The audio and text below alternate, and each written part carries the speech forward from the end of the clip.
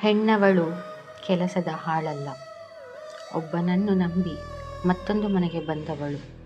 ಹುಟ್ಟಿದ ಮನೆಯಲ್ಲಿ ತಿನ್ನಲು ಅನ್ನವಿಲ್ಲದೆ ಬಂದವಳಲ್ಲ. ಮನೆಯ ಕಣ್ಣವಳು.